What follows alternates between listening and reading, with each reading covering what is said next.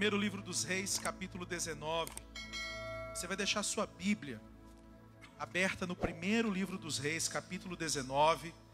Nós vamos fazer uma leitura juntos desse texto enquanto nós pregamos. É o primeiro dos Reis, capítulo 19. Mas antes de você se assentar aí com a sua Bíblia aberta, eu quero fazer a leitura de um outro texto. Você não precisa ir lá, se você não tem problema se você não for. A palavra de Deus diz assim em Tiago 5, 7 ao 18.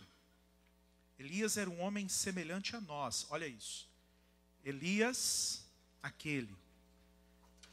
era um homem semelhante a nós, sujeito aos mesmos sentimentos, e orou com instância para que não chovesse sobre a terra. E por 3 anos e 6 meses não choveu. E orou de novo, e o céu deu chuva, e a terra fez germinar os seus frutos. Fique com a sua Bíblia aberta aí no primeiro dos Reis 19 e assente-se, por gentileza. Queridos, olha, nós sabemos que Elias foi um homem que teve grandes conquistas e grandes vitórias. Na verdade, a Bíblia marca, a Bíblia fala de grandes movimentos, coisas tremendas que Deus fez através da vida desse homem. Esse homem mandou a chuva parar e a chuva parou. Ele orou para a chuva parar, para que a chuva cessasse, e realmente a chuva cessou. Depois esse homem experimenta a provisão no ribeiro, no riacho, sendo alimentado por corvos. Aves vinham trazer a comida dele. Que experiência incrível, que experiência tremenda. Aí o texto fala que esse homem é alimentado por uma viúva, mas ele, logo depois, ele é um instrumento de Deus para que um grande milagre se operasse. Aquele alimento fosse o quê? Multiplicado. Uau, Elias. Aí depois diz que 17, 1 dos Reis 17, 22, que ele ressuscita o filho dessa viúva. Aí depois o texto fala que um dia ele marca um campeonato, uma disputa. Ele olhou e falou assim, está tendo muita idolatria aqui em Israel. Vamos fazer o seguinte, vamos chamar, já que essa coisa de orar para não chover e não chover não foi suficiente, chama todo o povo, coloca todo o povo aqui bem pertinho de mim, junta todos os profetas da idolatria e vamos fazer aqui, vamos fazer o seguinte, uma coisa simples, o Deus que responder por fogo é Deus. E aí você sabe a história. Como se fosse pouca coisa aquele sacrifício entrar em combustão do nada, ele falou, pode jogar água lá em cima. E joga mais água ainda. E mais água ainda para que ninguém diga que o carvão que eu estou usando é melhor. Por isso que o sacrifício está... Então, e você sabe o que aconteceu. Coisas incríveis, coisas tremendas. E aí ele ora de novo. E aí ele ora de novo e a chuva vem. Uau! Poxa, esse homem é um homem de grandes coisas, de grandes conquistas e de grandes vitórias. Agora é tão interessante que quando Tiago foi fazer uma menção ao poder da oração, perceba, o assunto aqui no livro de Tiago é o poder da oração. Ele olhou para Elias e disse assim, a respeito de Elias, esse homem que teve grandes vitórias através da oração. O que Tiago disse através de Elias? O que Tiago disse? Qual foi a ênfase que Tiago deu sobre a vida de Elias? Ele disse que Elias era um homem o quê? Como nós. Sujeito aos mesmos sentimentos. Olha que coisa interessante. O Tiago olha e diz assim, gente, Deus fez grandes coisas através de um homem que pelo lado de dentro era igualzinho a mim e a você.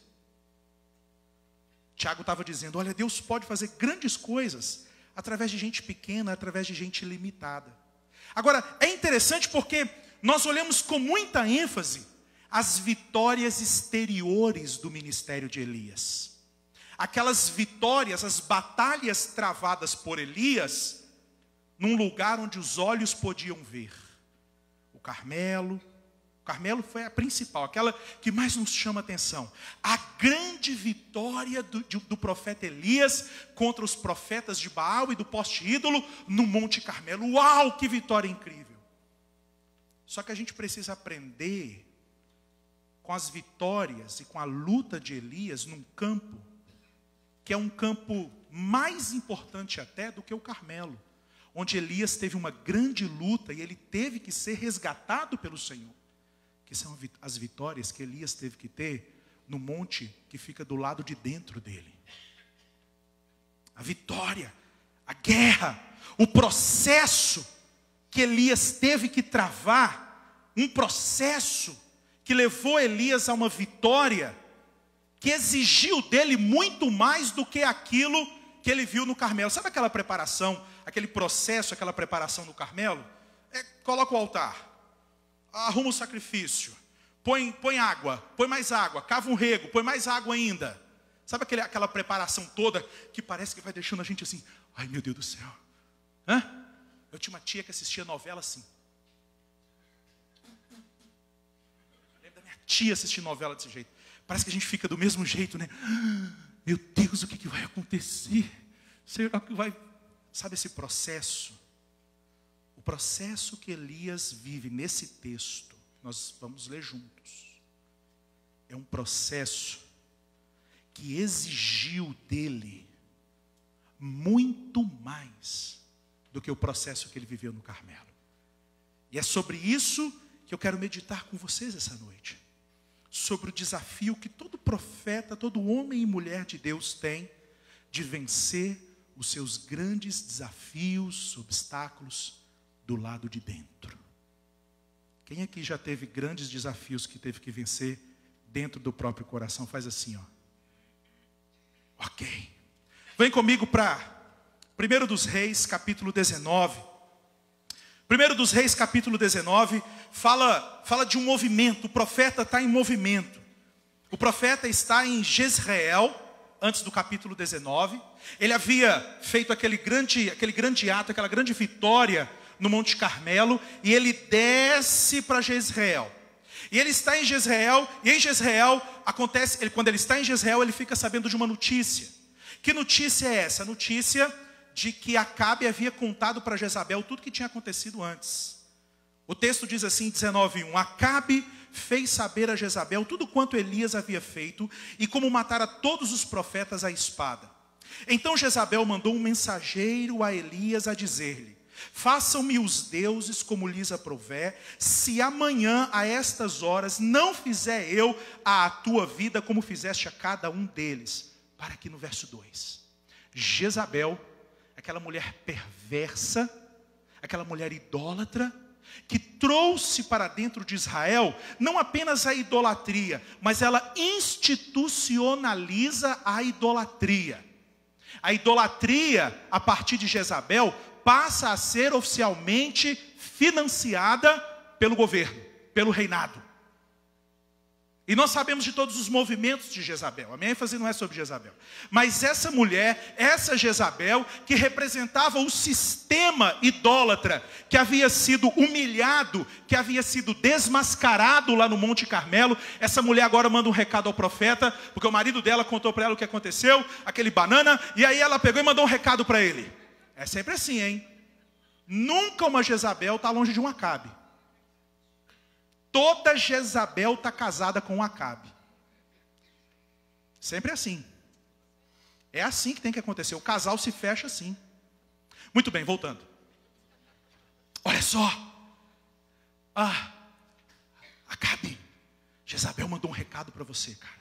Você está frito. Ela falou assim, que se amanhã por essa hora você não tiver igualzinho, você não ficar igualzinho os profetas, ou seja, se ela não te matar, então que ela morra. E aí Elias recebeu essa notícia. E essa notícia, essa ameaça, isso que Elias fica sabendo, essa notícia, essa ameaça de Jezabel, encontra, quem sabe, o coração de Elias numa condição de guarda baixa. Por algum motivo, Elias recebe aquela ameaça, e aquela ameaça, tem aquela notícia, exerce sobre ele um impacto muito grande, ao ponto dele dizer assim, pronto, agora vou ter que fugir. Porque quem sabe Elias tenha pensado assim: não, com aquela vitória no Monte Carmelo, depois daquilo que aconteceu na frente de todo mundo, não vai ter para ninguém mais. Todo mundo em Israel vai ter que dizer que só o Senhor é Deus. A notícia do que aconteceu, o povo de Israel vai se rebelar contra Jezabel, o povo de Israel vai se mover para remover, para retirar toda a idolatria, e o meu ministério chegou agora no top das galáxias. Mas não foi isso que aconteceu. Aquela não era a vitória final de Elias. Aquela era apenas uma batalha. E aí Elias recebe então o contragolpe, o contra-ataque de Jezabel. E por algum motivo aquilo chega no coração dele e encontra o coração dele desarmado. E o afeta, como grande homem de Deus, o afeta de uma forma surpreendente. Ao ponto de, a partir do verso 3, a partir do versículo 3, a gente lê o texto dizendo: temendo, pois, Elias, levantou-se e para salvar a sua vida se foi e chegou a Berseba, que pertence a Judá, e ali deixou o seu moço. Elias faz agora uma caminhada. Ele sai de Israel e vai a Berseba, talvez 180 e poucos quilômetros. E ele deixa ali um companheiro, uma pessoa que o acompanhava, que o seguia. E o texto diz o que levou Elias a fazer essa viagem, essa peregrinação: temendo Elias. Elias, depois que recebe aquela ameaça, é alcançado por um senso de sobrevivência. Eu tenho que fazer alguma coisa para preservar. Sabe, queridos, esse senso de autopreservação. Essa coisa, não, eu tenho que fazer alguma coisa para criar as defesas para mim mesmo. Eu tenho que edificar barreiras para me defender. Sabe essa grande ilusão que todo homem e mulher de Deus acaba vivendo algum tempo? É a falsa ilusão de que nós podemos fazer alguma coisa que vai garantir absolutamente o nosso estado de segurança e bem-estar. Você já viveu assim? Você já caiu na ideia, na ilusão, já sentou e fez assim alguns planos, dizendo: se todos os meus planos financeiros se cumprirem para os próximos 10 anos, eu estou tranquilo para o resto da minha vida. É a mesma coisa. Essa é a mesma fuga de Elias. A ideia de que a nossa segurança está inteiramente nas nossas mãos. Sabe que quando Jesus morreu naquela cruz, os discípulos ficaram com medo. E o que os discípulos fizeram? João fala que os discípulos procuraram um lugar e eles trancaram as portas com medo dos judeus. Ora essa. Se aquela turba irada, se aquela multidão irada quisesse invadir aquele cenáculo, invadir aquela sala e acabar de uma vez por todas com a vida daqueles discípulos, pelo fato deles terem andado com Jesus, aquelas trancas, aquelas portas impediriam? Em hipótese alguma. Claro que não. As nossas defesas, aquilo que nós podemos fazer com as nossas mãos, com a força dos nossos braços, para criar defesas para a gente, isso tudo é muito frágil. Oh, se não fora o Senhor nos guardando. Ah, se não fora o livramento do Senhor nos cercando a nossa casa dia e noite, dia e noite. E é por isso que Jesus tem que se colocar no meio deles e dizer: paz seja convosco. Outra vez eu digo: o paz seja convosco de novo.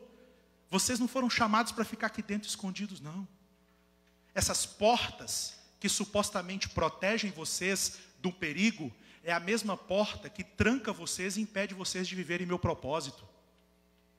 Vocês não estão construindo defesas, vocês estão se prendendo dentro de um castelinho muito frágil, mas que consegue prender vocês. E aí Elias sai então com a seguinte questão: ora, eu vou fugir. E ele foge, e ele chega à região de Judá, Berseba. O texto diz que no verso 4 ele anda mais um dia, ele senta debaixo de um zimbro, de uma árvore, e ele vai dar a solução de Deus para a vida dele. Senhor, chega. Já dei o máximo que eu tinha para dar no meu ministério e na minha vocação. E o verso 4 diz que pediu que Elias pediu para ele mesmo a morte. E disse: basta, toma agora, Senhor, a minha alma, pois não sou melhor do que meus pais. Deitou-se e dormiu debaixo do zimbro. Ponto. Essa cena do profeta que diz: Senhor, eu quero morrer. Ora, Elias, para pensar bem, cara, por que você fugiu de Jezabel? Você fugiu porque você estava querendo não morrer. E agora você está pedindo para morrer, cara, porque você não ficou lá. Por que você não procurou a Jezabel? É isso mesmo que acontece, queridos, quando nós enfrentamos grandes conflitos interiores. Quando a nossa alma, o nosso coração se encontra em momentos de fragilidade. Os nossos argumentos falham. Muitas vezes, a fragilidade que a nossa alma se encontra em meio aos conflitos, rouba de nós a lucidez.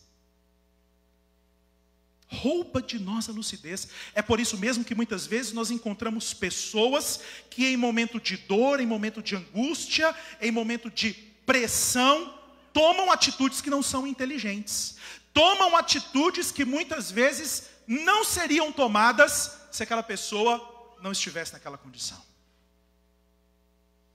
Então olha só, o destino de um homem e de uma mulher de Deus não é definido quando esse homem e essa mulher de Deus se encontram num período de fragilidade. Se você está passando por um momento assim, se você está passando por um tempo de dúvida, se você está passando por um tempo de incertezas, se você está passando por um tempo de angústia, porque a vida cristã tem também esses momentos. A vida cristã também é formada por momentos de angústia. A vida cristã também é formada por momentos de frustração e tristeza. O crente se entristece. O crente também ele anda meio down às vezes. O crente também fica insatisfeito com o mundo ao redor dele. Isso é normal. Isso é normal. Seja livre para se frustrar em nome de Jesus. Seja livre para ser gente. Eu não quero que você viva frustrado, não estou falando disso. Eu não estou falando disso. Mas crente também fala assim: ai! Ai! Não é verdade? Crente também grita de dor. Ninguém é tão livre para assumir as suas dores e as suas angústias quanto um cristão. Porque o cristão é o sujeito mais capacitado para olhar e para dizer assim: eu sei que eu sou vaso de barro. Sei que eu sou fraco. Ninguém é tão livre para viver a sua fraqueza quanto um homem e uma mulher de Deus, quanto um profeta e uma profetisa do Senhor. Entende isso? E aí Elias está vivendo esse tempo agora. E aí o texto, a cena, você consegue imaginar a cena? Gente, para o Elias sair do Monte Carmelo e ir até Jezreel, a comitiva de Acabe saiu bem antes dele. E o texto bíblico diz que o Elias corre e chega antes do próprio... Você consegue imaginar um negócio desse? Deus dá a esse homem, não apenas assim milagres incríveis, no sentido de cair fogo do céu, mas o texto deixa claro que Elias sobrenaturalmente ultrapassa, corre mais do que as carruagens do rei e chega em Jezreel antes. Aí você diz: o super-homem que fazia tudo aquilo e que ainda dava um jeito de correr mais rápido que os outros, agora como? Frágil, deitado e dormindo. Tipo eu e você de vez em quando a gente diz assim: não quero levantar da cama hoje. Não queria, olha, só vou levantar porque tem que levantar mesmo. Mas a minha vontade era ficar bem quietinho aqui e não falar com ninguém. Elias, homem sujeito aos mesmos sentimentos. E é tão lindo porque agora a crise se estabeleceu. A crise se instalou. Esse homem está no meio de uma profunda confusão interior. Esse homem está no meio de uma crise de sentimentos. Esse homem está no meio de uma crise vocacional. Ele está no meio de uma crise existencial. Ele está no meio de um processo de fragilização. Pronto, é aqui, está aqui. É o Elias, homem sujeito aos mesmos sentimentos. Gente, não é por nada, não. Não é que eu gosto de fritar o Elias, jamais, longe de mim. Eu gosto de fritar o rei Davi. Não estou brincando. Mas sabe que isso me consola tanto? Isso me deixa tão livre para lidar com as minhas crises pessoais. Como é bom. Louvado seja o Deus da Bíblia Sagrada. Louvado seja o Deus de Elias, que não editou o filme da vida de Elias e retirou essa cena. Louvado seja o Deus de Elias, que deixou lá na biografia de Elias essa cena melancólica. O profeta, depois de orar pedindo a morte, dormindo. Ponto. Não quero falar com ninguém hoje. Como eu queria que isso fizesse com que você se sentisse desnudo na presença de Deus. Como eu queria que essa noite, toda a máscara que você tenta colocar de homem forte, de mulher forte, de que eu tenho que ser forte, eu tenho que... como eu queria que o Espírito Santo gentilmente soprasse sobre o seu coração essa noite e fizesse você desistir definitivamente de se parecer forte diante de um Deus que sabe das suas fragilidades. Você não precisa ser forte diante de Deus, não, querido. Você não precisa manter uma aparência nem para Deus e nem para ninguém. Assuma a sua fragilidade. Profetas e profetisas de Deus, homens e mulheres de Deus, homens e mulheres cheios do Espírito Santo passam por esses momentos, e o que nós precisamos fazer, sabe o que é? É entender cada um desses momentos, porque existem os momentos do Carmelo, mas existem também os momentos de Berseba, existem os momentos de debaixo do zimbro, existem os momentos assim que a gente desce do Carmelo e corre mais rápido que as carruagens humanas, mas existem momentos também que a gente só quer deitar e dormir, e isso faz parte da nossa humanidade. O Espírito Santo não nos desumaniza. O Espírito Santo nos torna humanos. Gente, isso me cura. Isso me diz assim, uau, Senhor, obrigado por me amar como eu sou. Obrigado, Senhor, por colocar a vida desses homens e mulheres aqui, descrita na Bíblia Sagrada, não para me oprimir, mas para me encher de esperança. Obrigado, Senhor, porque o seu padrão de qualidade não me oprime, pelo contrário, o seu padrão de qualidade, as expectativas que tu tens a meu respeito, são expectativas que o Senhor mesmo está disposto a preencher em mim. Presta atenção, Deus não está esperando de você um posicionamento interior que Ele mesmo não esteja disposto a gerar em você. Deus não pede de você algo que Ele não é amor, que Ele não tem coragem de te dar. Precisa sempre disso. Senhor, o Senhor espera de mim fé? O Senhor espera de mim fé diante dessa crise? É fé que o Senhor quer que eu devolva ao Senhor diante dessa crise? Então eu estou aberto para receber a fé. Senhor, é o que o Senhor quer? É perseverança? Então me equipa com a perseverança. Deus não está esperando de você algo que antes Ele não esteja disposto a equipar você para viver. Amém, queridos? E aí agora vem o profeta. Se eu encontrasse com o profeta Elias desse jeito. Principalmente se eu tivesse algum desentendimento ministerial com Elias. Eu ia olhar, ia tirar uma foto para ninguém dizer que eu estava falando mentira. Não é verdade? Aí de repente, quando eu ficar sabendo que o Elias ia pregar na igreja do fulano de tal, o Elias ia pregar lá na minha igreja. O Elias, aquele que está tomando remédio para depressão? Sabe, porque nós temos essas sutilezas da perversão, que às vezes diante da pessoa fragilizada, nós elaboramos comentários sutilmente cruéis. Todo mundo sabia que ele ia dar nisso. Fulana de tal. Todo mundo sabia que aquele negócio estava na cara. Perversão pura. Sentimento diabólico. Aí agora o Senhor vem na direção de Elias. Perceba, Elias não orou pedindo, Senhor, restaura-me. Elias não orou dizendo, renova-me. Elias não orou, Elias só orou pedindo a morte e dormiu. E sabe o que eu fico impressionado? É com a maneira como o Senhor olha para a gente nas nossas fragilidades. O homem pede para morrer. E o Senhor envia um anjo para suprir as suas necessidades. Vou dizer uma coisa para você, você não conta para ninguém. Eu dou graças a Deus que Deus não responde com um sim todas as nossas orações. Isso é bom demais.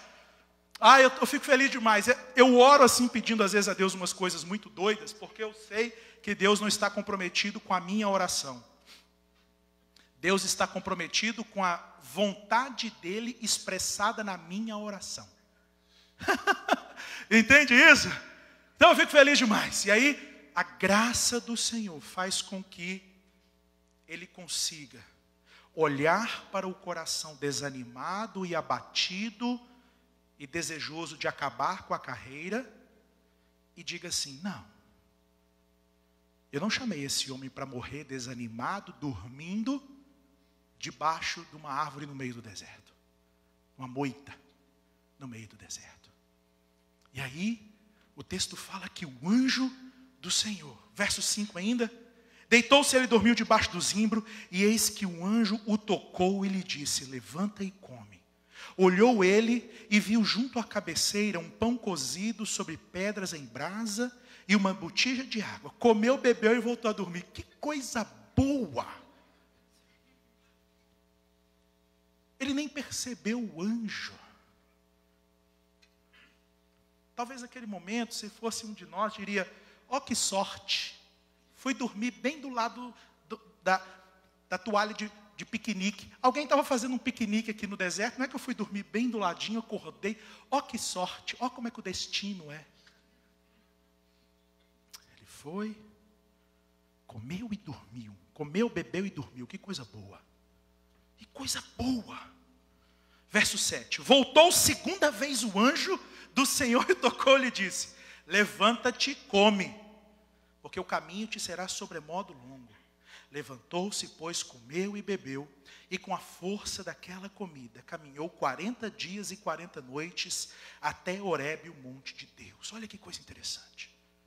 Não teve sermão, não teve puxão de orelha, não teve bronca, não teve indicação de palestra sobre como ser um homem ou uma mulher de alto desempenho. Não teve.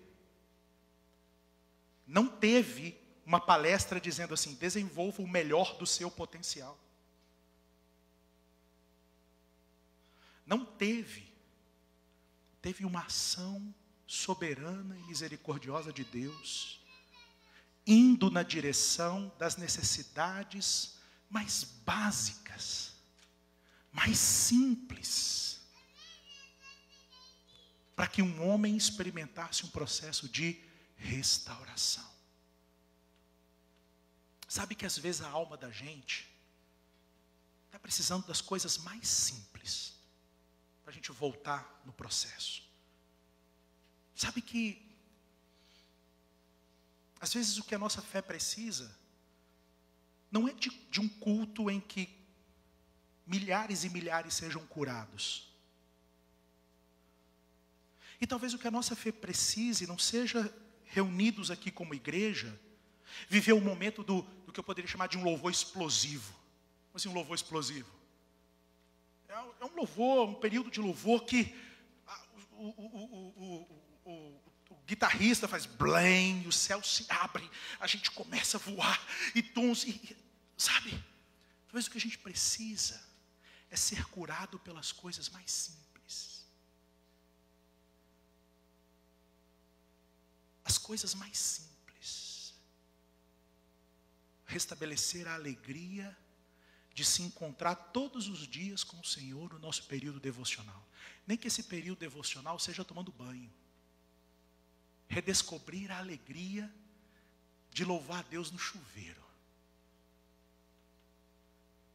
Redescobrir a alegria de ler o texto bíblico com simplicidade e se encantar pela Bíblia de novo. Dizer, uau. Uau. Entende? Sabe que às vezes eu acho que isso falta muito para mim?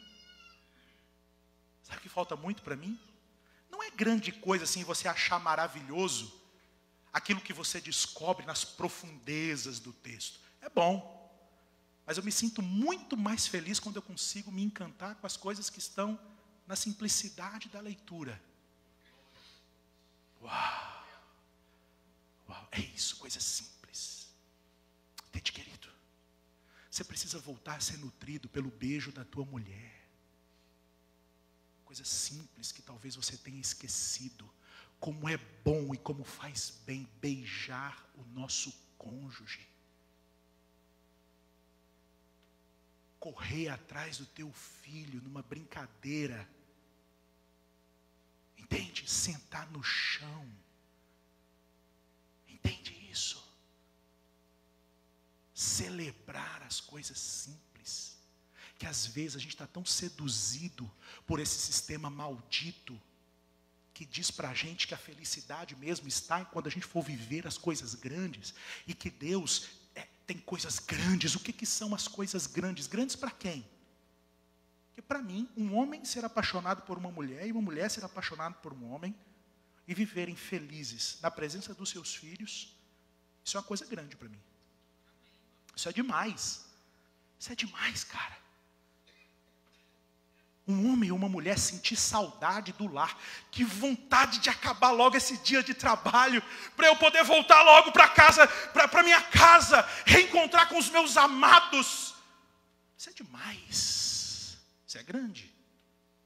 Mas para essa sociedade do alto desempenho que a gente vive, isso é muito frugal. Bacana mesmo é ser promovido, ter um doutorado.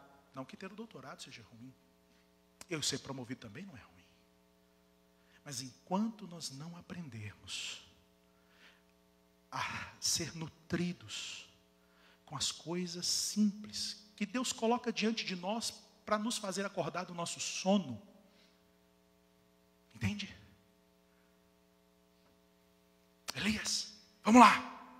Você precisa das coisas mais básicas, porque você tem uma grande jornada pela frente. Eu diria para você, se você está passando por um momento de frustração, se você está passando por um momento de crise, está passando por um momento espiritualmente complexo, você está passando por esse momento que você diz, nem vontade de ficar só em casa, estou cansado fisicamente, emocionalmente, estou cansado de ser cobrado de todo lado.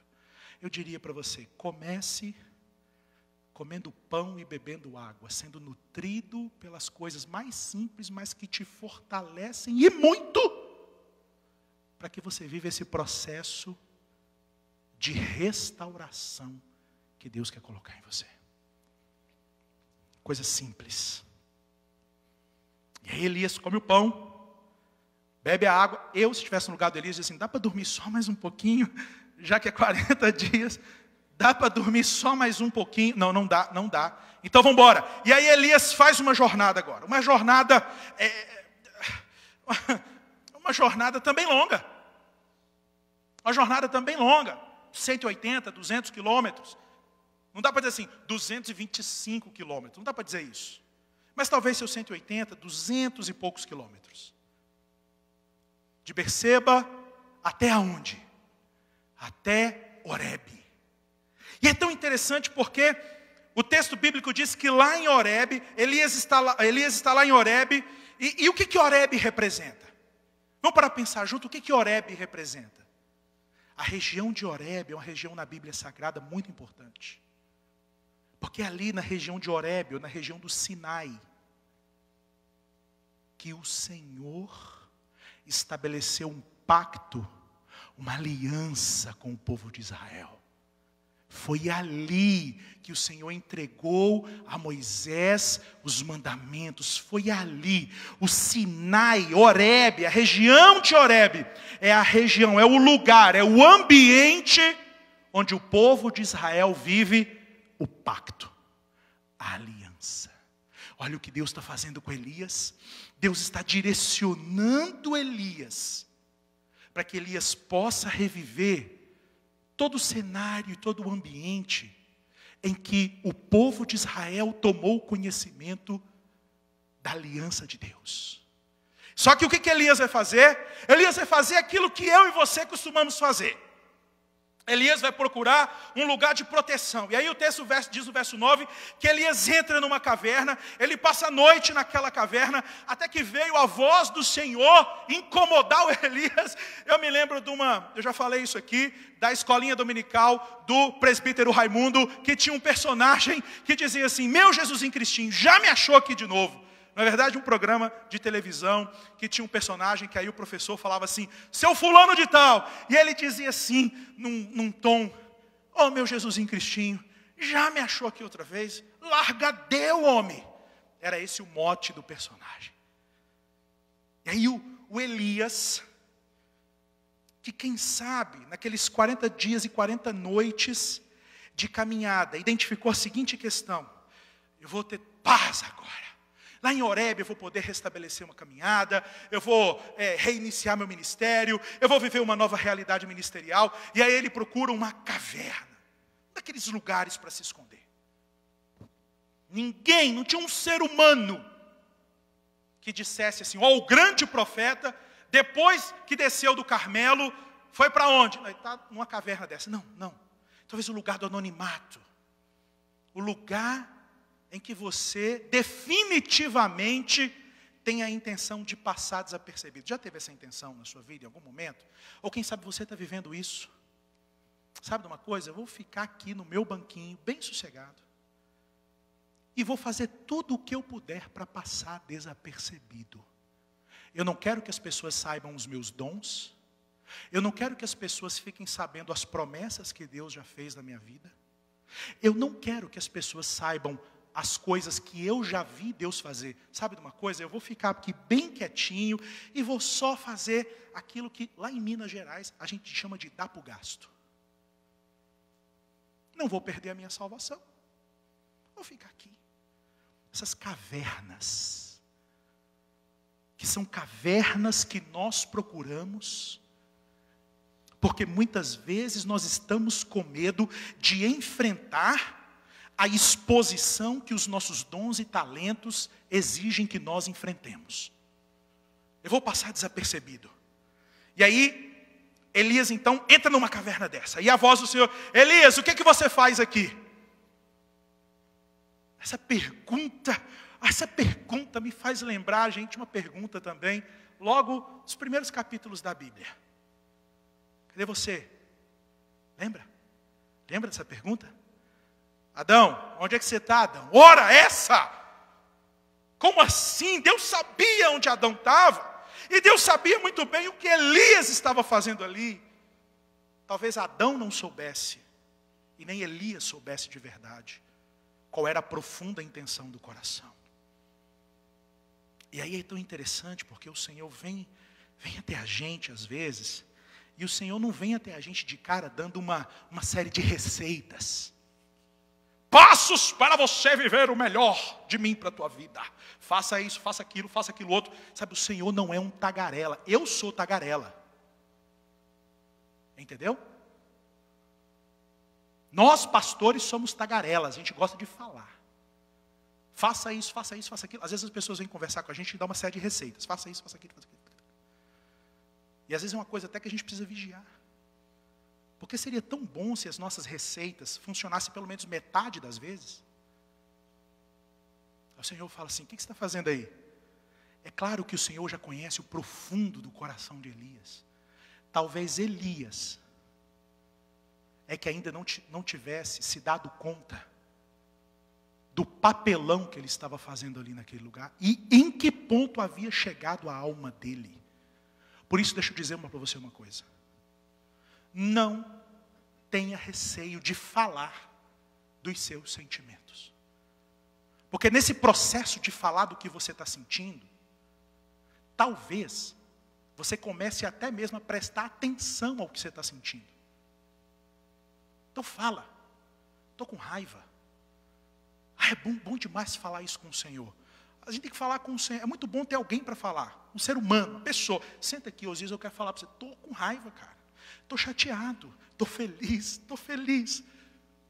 Mas sabe, se de repente você ainda não encontrou uma pessoa, pastor, não dá para confiar em ninguém não. Não acredita nessa mentira não. Isso é mentira do diabo. Isso é mentira de Satanás. Tem gente de confiança, sim. Tem irmãos e irmãs dispostos a te ouvir e a te acolher, que não vão te julgar, que não vão medir você. E o diabo está tentando te enganar, achando que você não pode confiar em ninguém. Isso é mentira do diabo. Então, experimente começar falando com o Senhor. Senhor, eu estou chateado demais. E comece a falar com o Senhor. Porque enquanto você fala com o Senhor, sabe o que você vai fazendo? Você vai experimentando de alguma forma o que parece que Elias experimentou aqui também. Uma organização. A ideia não é que você esqueça as suas frustrações. A ideia é que você aprenda a organizar as suas frustrações dentro de um lugar certo. Porque as suas frustrações não podem ter a primazia o tempo todo. As suas frustrações, as coisas que você acha que estão erradas, elas são importantes. Você não pode ignorá-las. Agora, a grande questão é que você não pode viver também à luz delas o tempo todo. E aí Elias faz o quê? Se derrama. Elias se derrama na presença do Senhor. Ele respondeu, o que faz aqui Elias? Verso 10. Eu tenho sido zeloso pelo Senhor, Deus dos exércitos, porque os filhos de Israel deixaram a tua aliança, derribaram os teus altares, mataram os profetas a espada, e eu fiquei só e o pessoal está todo procurando me matar. Está todo mundo querendo me matar. Pronto, aquele era o argumento de Elias. Aquilo era como estava o coração de Elias. Senhor, estou em crise. Por que eu estou em crise? Porque está tudo dando errado. Em síntese, o que Elias está dizendo aqui é, está tudo dando errado. O povo está matando todo mundo, ora. Fiquei só eu, que história é essa? O povo, os profetas do Senhor, dos exércitos, todo mundo morrendo. O Senhor perdeu o controle da história? O Senhor perdeu o controle dessa nação?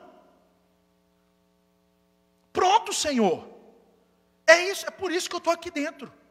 Eu estou aqui dentro porque eu consigo ver que deu tudo errado. Lá fora, está dando tudo errado. E aí o Senhor, presta atenção, agora diante disso, o que o texto vai dizer? O texto diz assim, Elias, verso 11. Disse Deus, sai e põe-te nesse monte perante o Senhor. Sai, Elias. Se coloque no monte, perante o Senhor. E aí Deus começa um processo. O texto diz, eis que passava o Senhor. A presença de Deus estava ali. A presença de Deus novamente está se manifestando para um homem na região do Monte Horebe. De novo. E aí o texto diz o quê? O texto diz que um grande e forte vento fendia os montes e despedaçava as penhas diante do Senhor. Porém o Senhor não estava no vento. Depois do vento um terremoto. Mas o Senhor não estava no terremoto. E depois do terremoto fogo. Mas o Senhor não estava no fogo.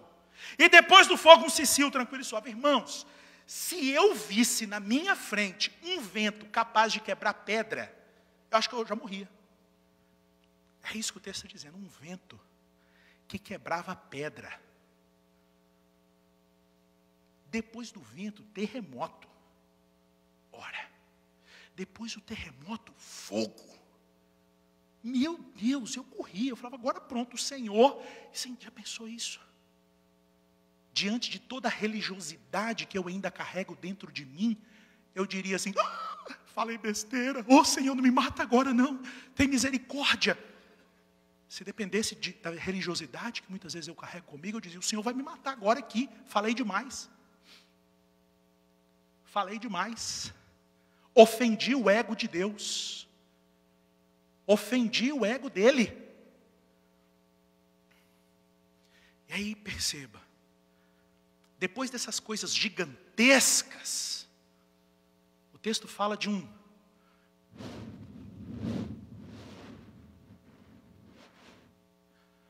cicio. Você consegue imaginar o quão silencioso aquele ventinho se tornou depois de tudo aquilo que havia acontecido antes? Porque quando você está num lugar silencioso, tudo bem. Mas logo depois de ver e ouvir tudo aquilo que tinha acontecido, o vento que quebrava pedra, fogo, terremoto, preste atenção. Sabe o que o Senhor está fazendo com Elias? O Senhor está regulando o centro do coração de Elias e fazendo Elias silenciar dentro dele, ao ponto de naquele silêncio, o silêncio mais importante, não era o de fora para dentro, era o de dentro para fora. Porque se o silêncio de dentro, se os ruídos dentro do coração de Elias, se as vozes dentro do coração de Elias não silenciassem, Deus poderia falar naquele vento e nada. Deus poderia falar naquele terremoto e nada.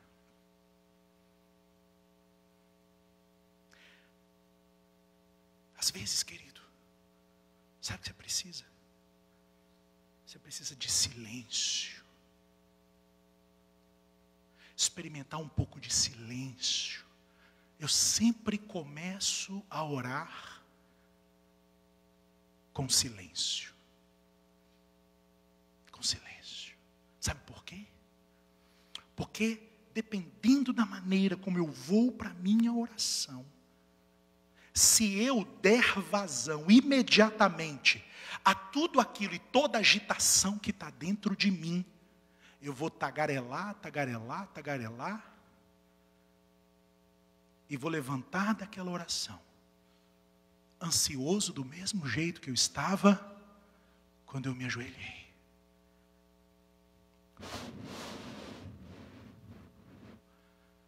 E aí é só depois desse processo do estrondoso para o simples, do magnífico, do mirabolante, vento, terremoto,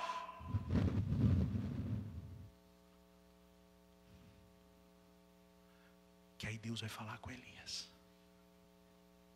Deus organiza Elias lá dentro. E agora o Senhor vai dizer para ele.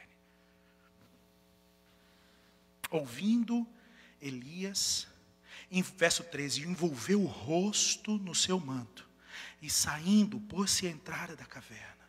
Eis que veio uma voz e lhe disse: que fazes aqui, Elias? Ele responde exatamente a mesma coisa que ele havia dito antes. Prova de quê? Prova de que aqueles conflitos no coração de Elias não era histeria do profeta. Aquelas eram dores reais e verdadeiras. Dores sinceras.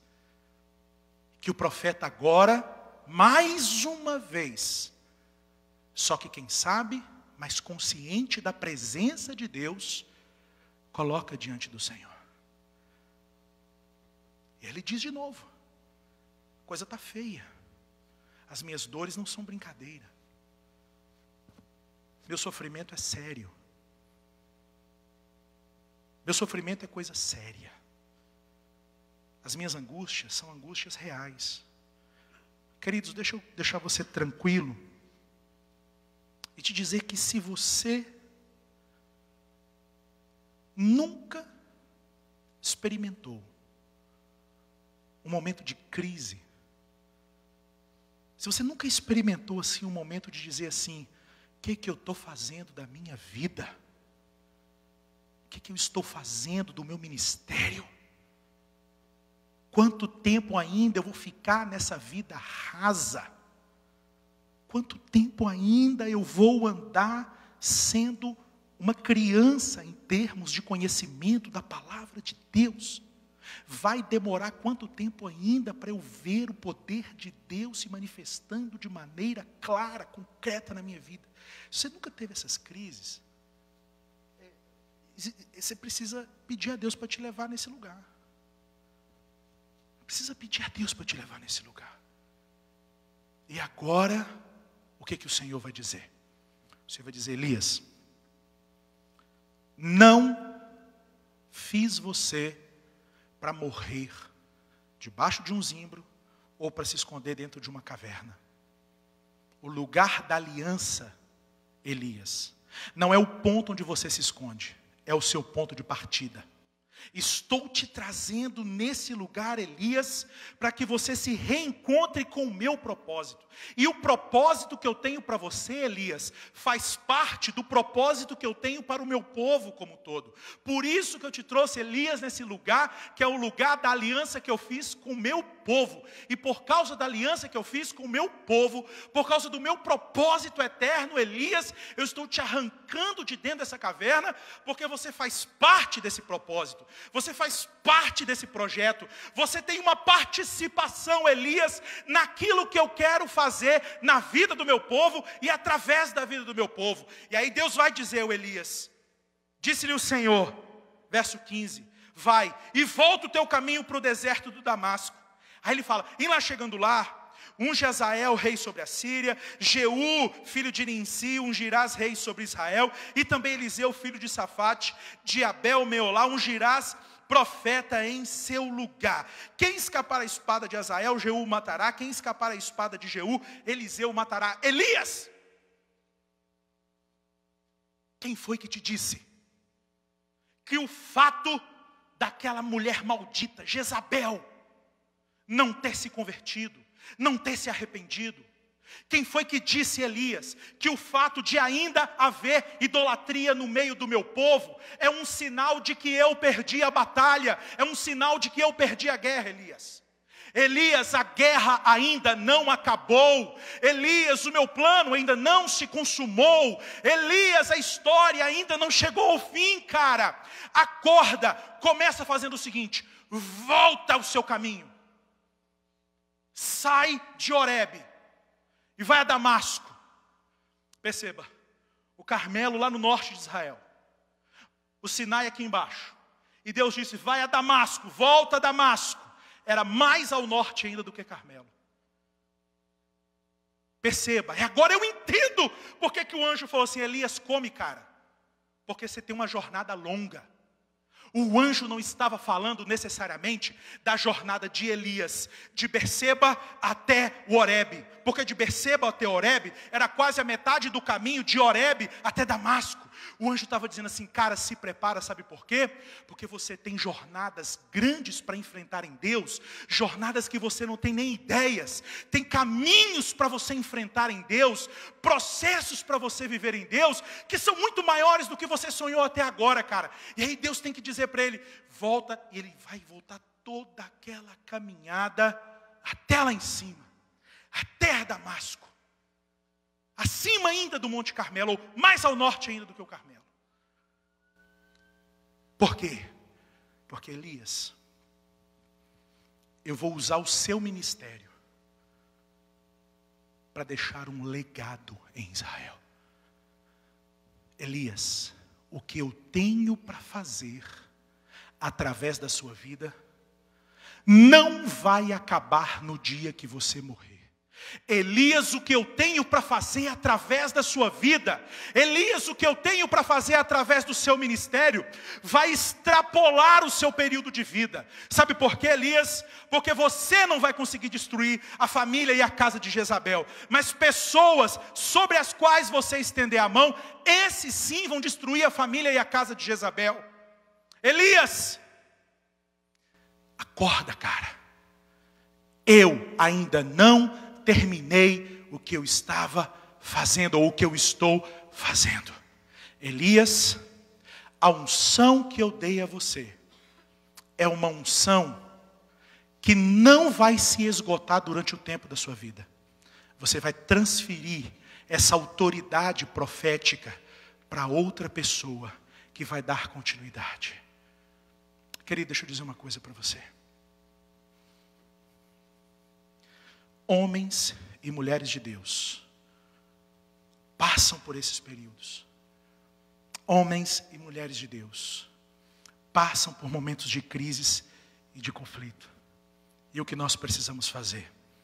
Nós precisamos ouvir a voz do nosso Deus, assumir as nossas fragilidades e entender: Deus ainda não terminou o que Ele está fazendo. Eu quero orar por você. Fique de pé. Fique de pé.